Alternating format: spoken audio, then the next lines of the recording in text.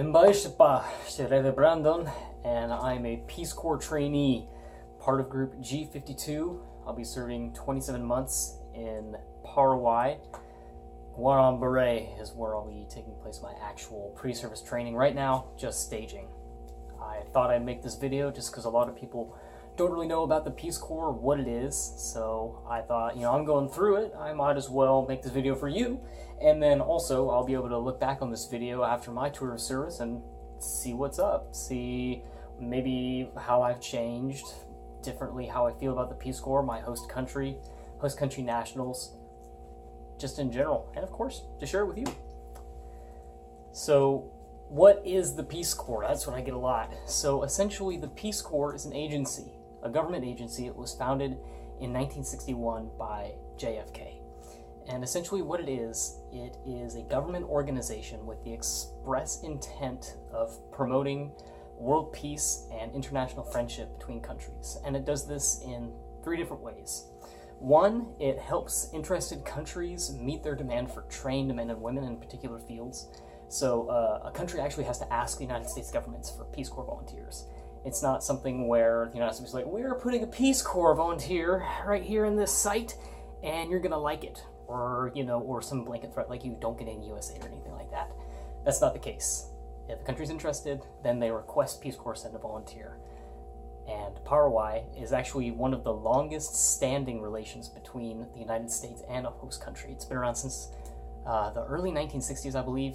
Through military dictatorships, civil unrest, Peace Corps has always maintained a really strong and warm connection with Paraguay. So I'm incredibly honored to be a part of that, and I'm super excited to be joining what I would consider a top-performing Peace Corps post. Secondly, and this is kind of twofold, right? There's an exchange, a mutual exchange of culture.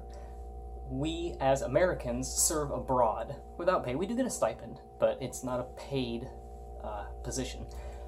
And what we can do is we can share American beliefs, values, and culture with host country nationals in our host country. And vis-a-vis, as Peace Corps, I'm a Peace Corps trainee. I can't say I'm a Peace Corps volunteer yet. I'll be sworn in December after 3 months of intensive linguistic, cultural, and technical training in my sector, which is environment. I'll be an environmental educator. So the third goal is to bring it home. So that's the intent of these videos, is that I will be able to send, if you want to say, send these videos back home.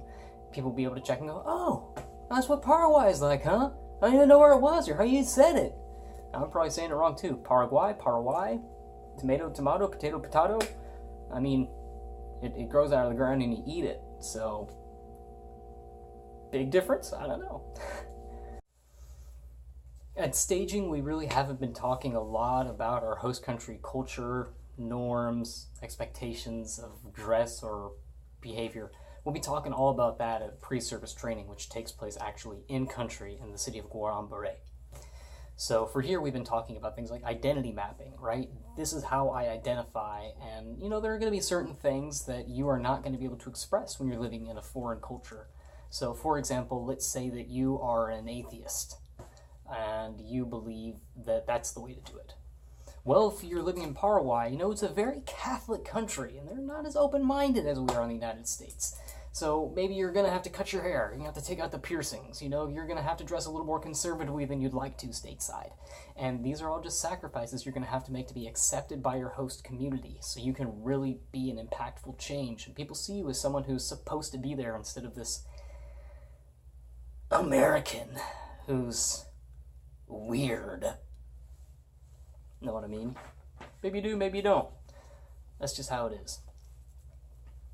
We talked a little bit about security. The Peace Corps security model is integration into the community, mitigation of risks, and then proper response if something does go wrong. We talked about some possible anxieties, aspirations. I'm really afraid of being malnourished.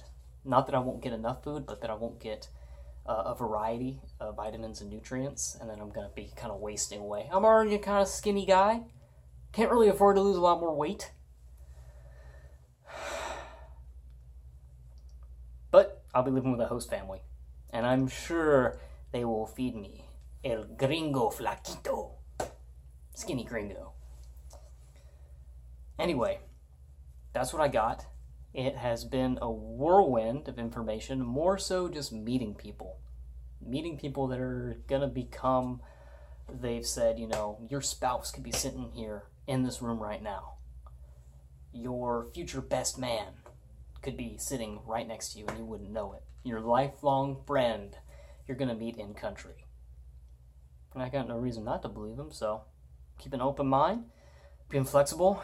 This is my last full day in the United States of America. It's bittersweet, but I'm ready to serve. Keep up with the blog. I put a link down in the description, so check it out. And I'll be seeing you next time. So, Sherera Brandon, Jajutopata.